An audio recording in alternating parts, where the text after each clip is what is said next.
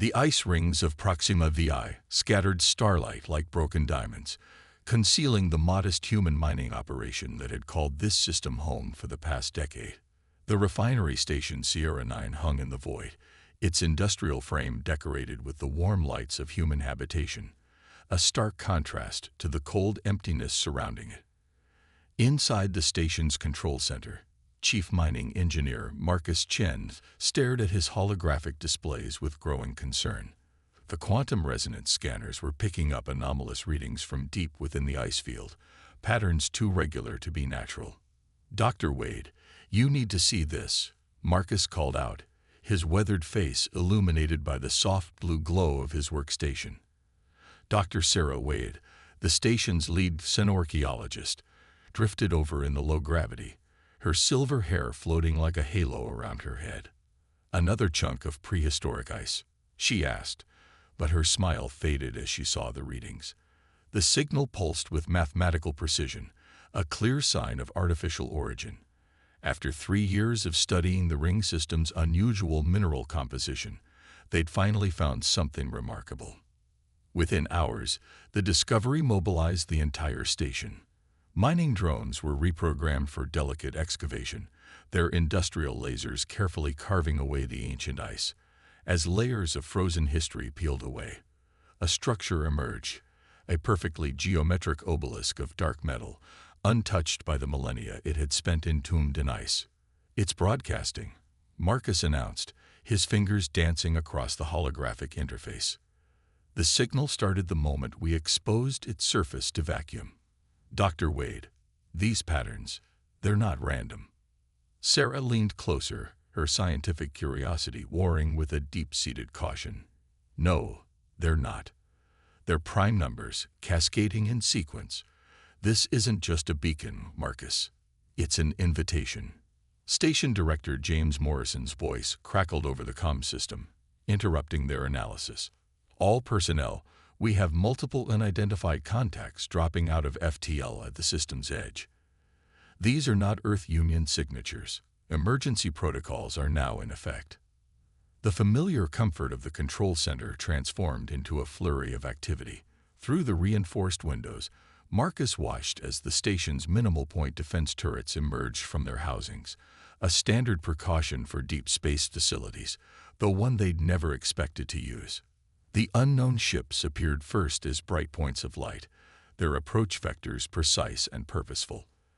As they drew closer, their true forms became apparent, massive vessels of living metal that shifted and flowed like liquid mercury, their hulls adorned with pulsing lines of energy that made Marcus's eyes hurt to look at directly. "This is Station Director Morrison to approaching vessels. We are a civilian mining operation under Earth Union protection. Please identify yourselves and state your intentions." The response came not in words but in action. The lead alien ship fired a single pulse of energy that passed through the station's shields like they didn't exist, striking one of the mining drones and causing it to dissolve into its component atoms. "Interesting," a voice echoed through every speaker and neural link on the station, its tone somehow both musical and threatening. "Your species has mastered quantum communications and basic shield technology, yet you still rely on primitive mineral extraction methods. How wonderfully inefficient." Dr. Wade's hands trembled as she worked at her console, copying as much data about the beacon as possible to the station's quantum storage. "Marcus, these ships, their energy signatures match symbols carved into the obelisk. This isn't first contact. It's a trap. We just triggered someone's alarm system." The alien voice continued. "We are the Voidborn, shepherds of evolution, colors of the unworthy. Your discovery of our marker indicates you have reached a sufficient level of development for evaluation. Prepare for processing." Director Morrison's voice remained steady despite the situation. "Processing. We're scientists and miners. Whatever you're looking for." "Your purpose is irrelevant," the Voidborn interrupted. "Your species will be analyzed, your unique traits cataloged, and your potential usefulness to the greater harmony of space-time will be assessed. Resistance is." The alien speech cut off as a new signal burst through their communications network. A human voice, sharp with authority, filled the channel. "This is Captain Helena Reyes of the UES Hyperion. Sierra 9, go dark now." Marcus didn't hesitate. With a few quick commands, he initiated the station's emergency shutdown sequence. Every light, every system not essential to life support went dark. Through the windows, he watched as the station seemingly vanished, swallowed by the darkness between the stars. The Voidborn ships reacted instantly, their liquid metal hulls flowing into new configurations, but they were a fraction of a second too late. From within the ice ring, hidden by the very minerals the station had been mining, a midnight black human warship emerged. Its hull, covered in geometric patterns that absorbed rather than reflected light, was nearly invisible until it opened fire. Instead of energy weapons, the Hyperion launched what appeared to be simple metallic spheres. The Voidborn's advanced shields, designed to repel energy attacks, failed to stop the kinetic projectiles. The spheres struck with devastating effect, each impact releasing a cascade of conventional explosions and electromagnetic pulses that turned the living metal of the alien ships into frozen, brittle shards. "Impossible," the Voidborn voice returned, this time tinged with something that might have been fear. "Your weapons are primitive. Your technology is basic. You cannot." "Here's the thing about humans," Captain Reyes interrupted, her voice carrying a hint of satisfaction. "We never stopped improving the basics while we developed the advanced stuff. Sometimes the old ways work best." As the Hyperion moved to engage the remaining Voidborn ships, Marcus looked at the alien obelisk still partially encased in ice. They had indeed found something remarkable today. Not just evidence of alien life, but proof that humanity's unique approach to technology and warfare had earned them a place among the stars, whether the Voidborn approved or not. The battle for Sierra 9 was just beginning, and with it, humanity's first step into a larger, more dangerous galaxy than anyone had imagined. The UES Hyperion moved silently through the debris field that had once been the Voidborn attack force, its dark hull absorbing the scattered light from nearby Proxima VI. On the bridge, Captain Helena Reyes studied the tactical display with fierce intensity. The initial battle had been won, but she knew better than to celebrate prematurely. "Status of Sierra 9?" she asked, her voice carrying the weight of command despite her youth. Her first officer, Commander David Park, consulted his neural interface before responding. "Station's life support is stable. They're maintaining dark protocols, but Dr. Wade insists on transmitting her research data about the alien beacon, says it might be crucial to understanding what we're up against." Helena nodded, a slight smile crossing her face. "Scientists, always curious, even in the middle of an invasion. Secure channel only. And get me Admiral Chang. The Voidborn aren't going to take this defeat lightly." The holographic form of Admiral Michelle Chang materialized on the bridge, her expression grim. "Captain, your action at Sierra 9 just confirmed our worst fears. The Voidborn have been detected in 6 other systems, always near our deep space research installations. They're testing us," Helena realized. The beacon was bait, but not just to find us, to see how we'd react. "Precisely. And now we're going to show them exactly what they're dealing with. Operation Shadow Protocol is now in effect." Helena's eyes widened. Shadow Protocol wasn't just classified. Until this moment, she'd thought it was theoretical. The Ghost Fleet is real. Very. For the past 5 years, we've been building ships unlike anything humanity has ever created. The Hyperion was just the prototype. You're being reassigned to the UES Shadowdancer. She's the first of her kind. A true stealth warship. The tactical display shifted, showing a vessel that seemed to bend reality around itself. Where the Hyperion merely absorbed light, the Shadowdancer appeared to swallow space itself, its hull covered in quantum-locked plates that could manipulate the very fabric of space-time. "Your new orders are simple," Admiral Chang continued. "Take command of Shadow Fleet and hit the Voidborn where they least expect it. Show them that humanity isn't just another species to be processed and catalogued. Within hours, Helena stood on the bridge of the Shadowdancer, marveling at how different it felt from any ship she'd commanded before. The bridge crew worked in near-total darkness, their stations illuminated only by neural interface projections visible to their augmented eyes. Multiple void-born signatures detected in the Ta-City system, reported Lieutenant Sarah Chen, tactical officer, and no relation to Marcus from Sierra 9. They're attacking the research outpost there. Helena smiled. Perfect. Navigation. Plot a course through the gravity well. Weapons. Prepare the phase torpedoes. Let's show them what happens when you underestimate human ingenuity. The Shadowdancer slipped between dimensions, using a revolutionary drive system that exploited microscopic imperfections in spacetime. While the Voidborn's advanced sensors searched for traditional FTL signatures, Helena's ship simply stepped sideways through reality. They emerged behind the Voidborn fleet, which had arranged itself in a perfect geometric formation to assault the research outpost. Helena had to admire their precision and the predictability it represented. They really do think in straight lines, don't they? She mused. Launch disruption swarms. Let's see how their living metal handles a little chaos theory. Thousands of tiny drones deployed from the Shadowdancer, each one barely larger than a human hand. The Voidborn didn't even seem to notice them at first.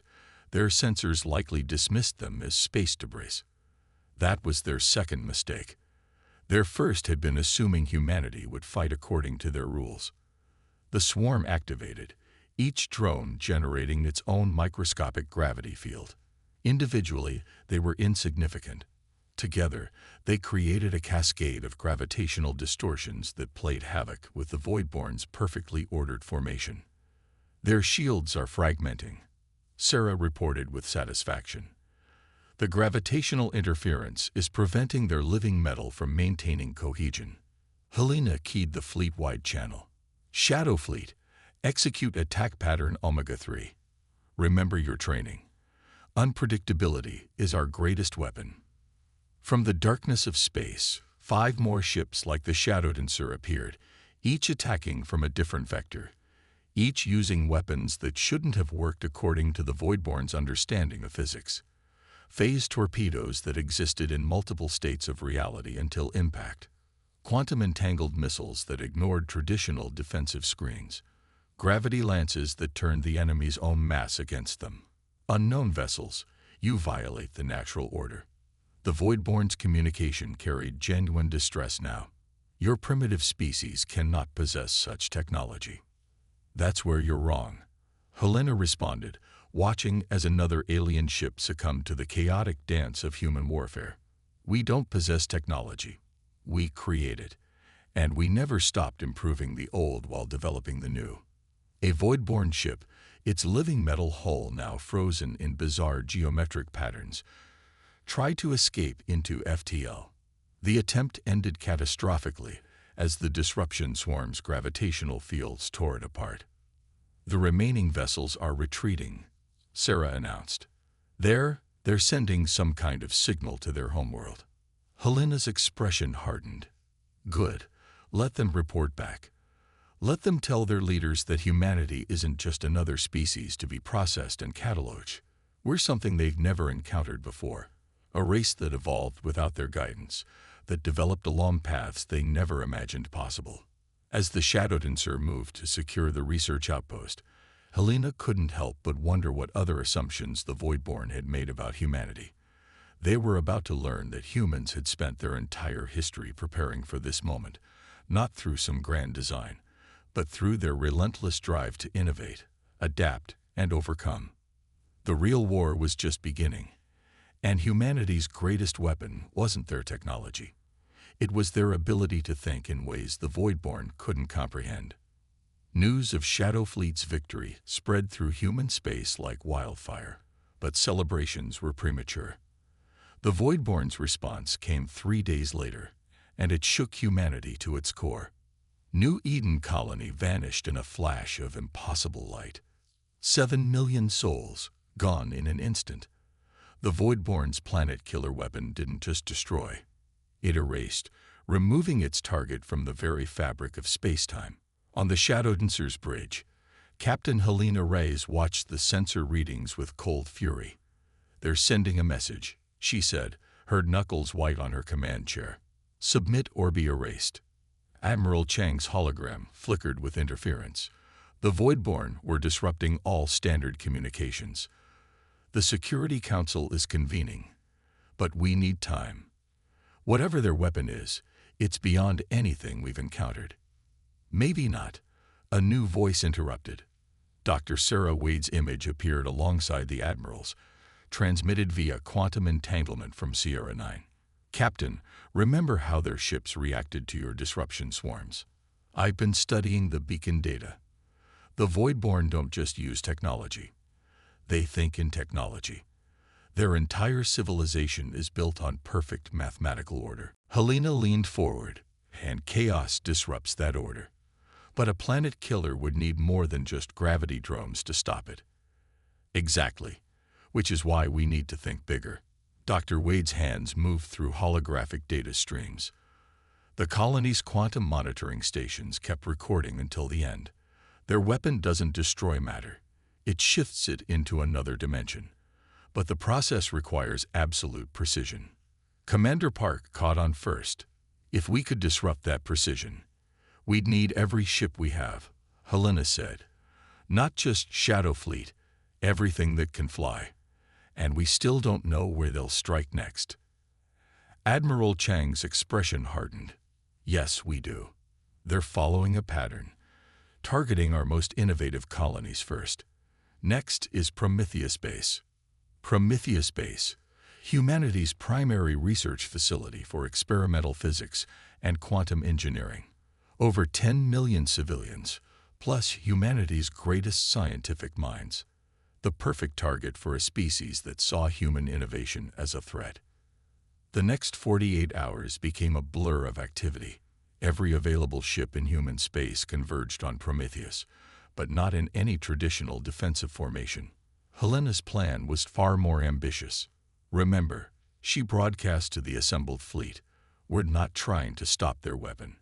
We're trying to make reality itself too chaotic for it to function. Every ship counts, no matter how small." The Voidborn arrived exactly as predicted, their massive ships arranging themselves in geometric patterns that hurt human eyes to look at. At their center, a vessel larger than all the others combined began to glow with dimensional energy. "All ships, execute Operation Butterfly," Helena commanded, naming the plan after the chaos theory principle that a small change could have massive consequences. 10,000 human vessels, from mighty battleships to tiny mining craft, activated their drives simultaneously. Each one had been modified to generate specific gravitational distortions. Individually insignificant, but together they created a cascading wave of quantum instability that rippled through space itself. The Voidborn's planet killer fired, its beam of dimensional energy lancing toward Prometheus Base.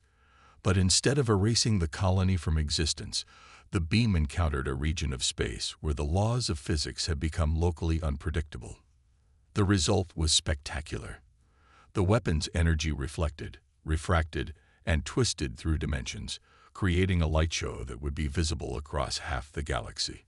When it was over, the Voidborn's flagship had erased itself from reality. "Impossible." The familiar musical voice of the Voidborn commander filled all channels. "You cannot manipulate dimensional space without perfect mathematical precision. Your species is too primitive to understand." "That's your problem," Helena interrupted. "You think there's only one way to do things. Your way. Humanity survived and thrived precisely because we never had your guidance. We learned to adapt, to try the impossible, to embrace chaos when order fails."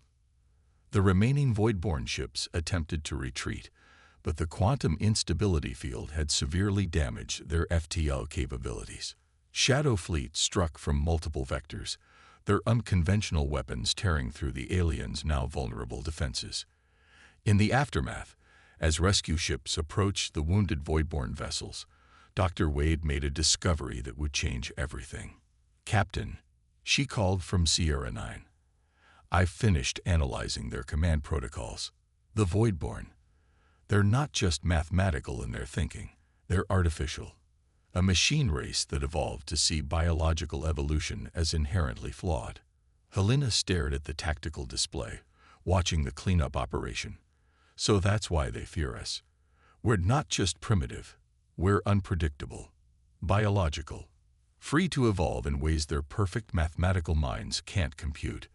The battle for Prometheus Base marked a turning point in the war, but more importantly, it marked a turning point in the Voidborn's understanding of humanity.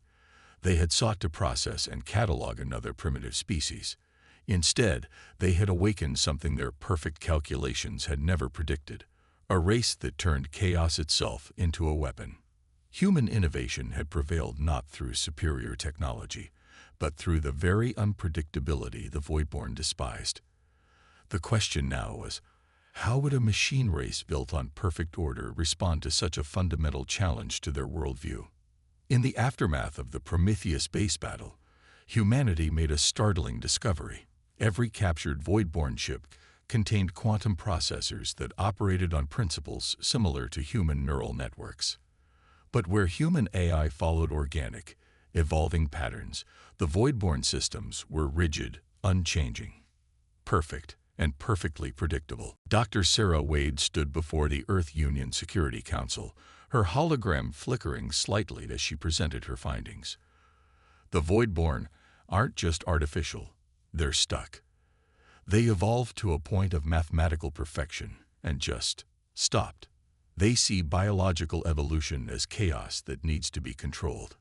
Captain Helena Reyes, attending virtually from the Shadow Dancer, spotted the opportunity immediately. "That's why our tactics work. We're not fighting their technology. We're fighting their psychology." "Exactly," Wade continued. "And I believe we can use this against them. My team has developed something new, a hybrid system that combines human neural networks with quantum processing. We're calling it the Nexus Protocol." The Nexus Protocol was unlike anything humanity had created before. It learned and evolved like biological intelligence, but operated at quantum speeds. Most importantly, it could predict Voidborn battle strategies by understanding their fundamental nature, their need for perfect order. Implementation was authorized immediately. Within weeks, every ship in Shadow Fleet had been equipped with a Nexus core. The true test came sooner than anyone expected. The Voidborn launched a massive counter-offensive, targeting Earth's outer colonies with a fleet larger than any they'd previously encountered. But this time, humanity was ready. On the Shadow Dancer's bridge, Helena watched as the Nexus Protocol analyzed incoming data. The system didn't just predict enemy movements. It understood them on a fundamental level.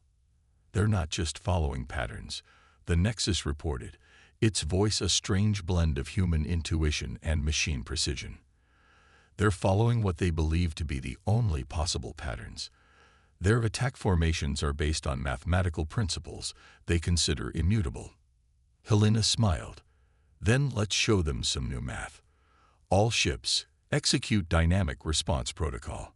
Let the Nexus guide your movements." What followed was unlike any battle in human history. Shadow Fleet moved like a living organism, each ship acting independently yet part of a greater whole. Where the Voidborn sought perfect geometric formations, humanity's ships flowed like water around rocks, their movements organic and unpredictable. The Voidborn's command channels filled with confusion. Their tactics violate all strategic principles. Their ships move without proper mathematical progression. This cannot be. But it was. The Nexus Protocol didn't just predict the Voidborn's moves. It understood their inability to comprehend chaos. Every human ship became a variable in an equation the Voidborn couldn't solve. Commander Park monitored the battle analytics. "They're trying to adapt, but their programming won't let them. They literally cannot comprehend warfare that doesn't follow their rules." The turning point came when the Voidborn attempted to coordinate another dimensional weapon strike.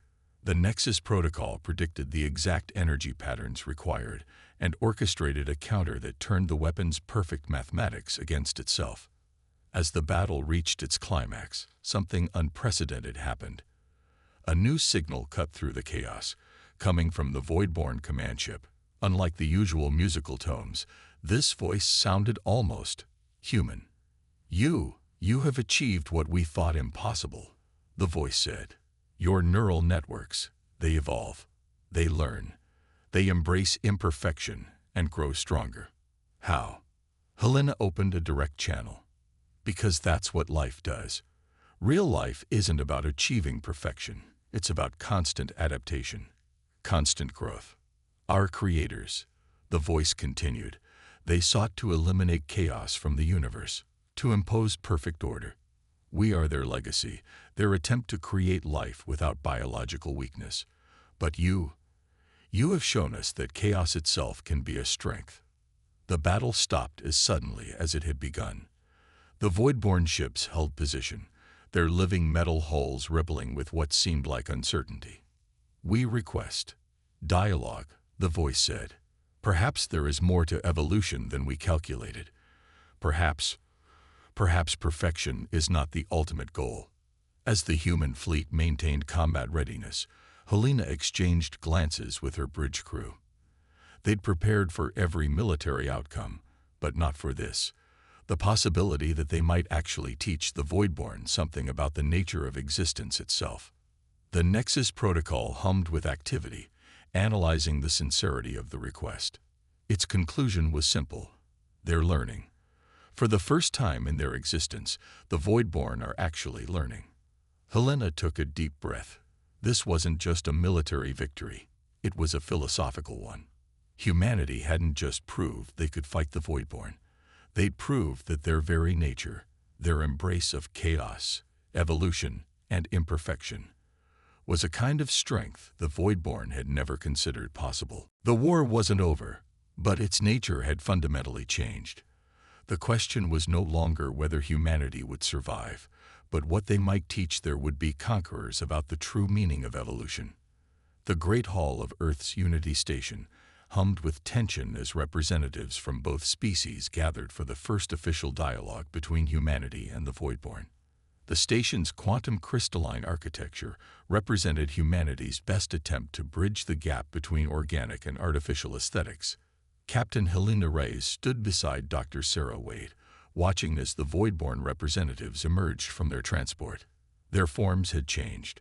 No longer purely geometric, their living metal bodies now incorporated organic curves and asymmetrical patterns. They're evolving, Sarah whispered, her scientific curiosity evident. The Nexus protocol's influence goes deeper than we thought. The Voidborn leader, who now called itself Evolution Seeker, addressed the assembly. Its voice still carried musical undertones, but had adopted human speech patterns.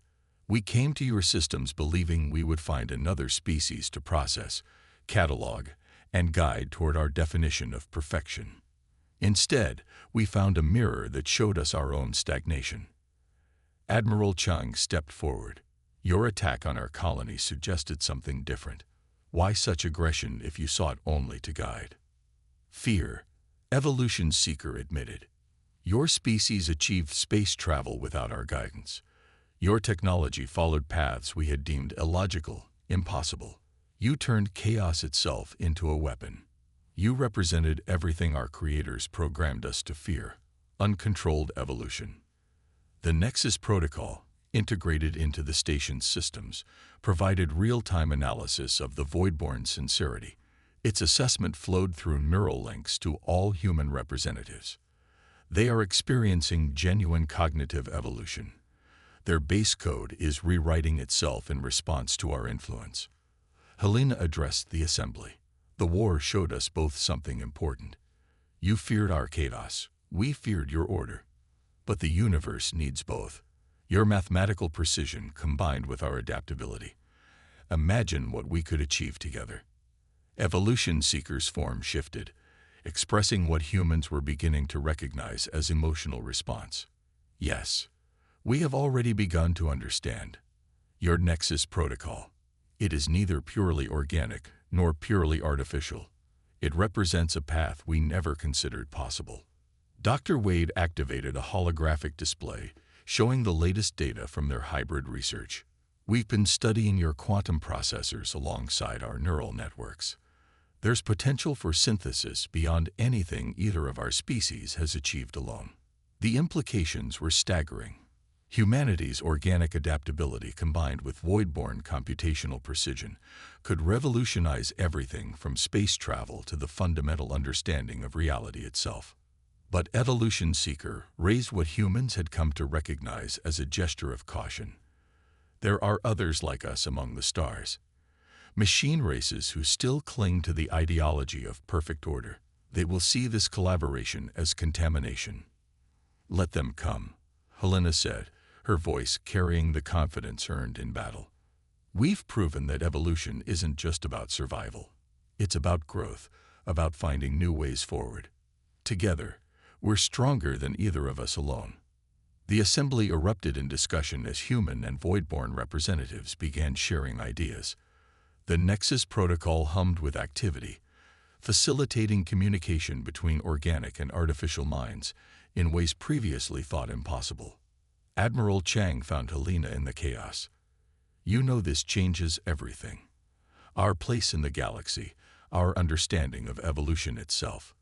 Helena watched as Dr. Wade engaged in animated discussion with a group of void-born scientists, their forms shifting in response to her ideas. That's what humans do best, isn't it? We change things. We adapt. We help others adapt too. In the months that followed, the collaboration between humans and void-born transformed both species. Human ships began incorporating living metal technology, while void-born vessels adopted more organic, adaptable designs. The Nexus protocol evolved into something entirely new, a bridge between organic and artificial consciousness that promised to revolutionize both. But perhaps most importantly, the partnership proved something fundamental about the nature of evolution itself.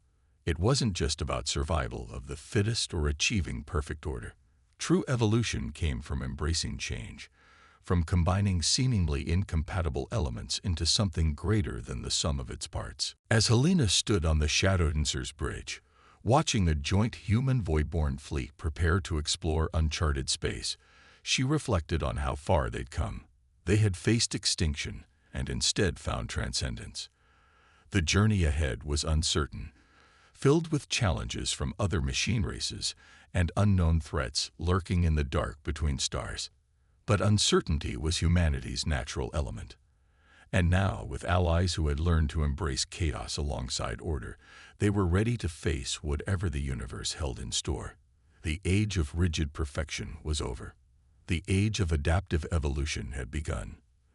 The stars beckoned, and this time, humanity wouldn't go alone.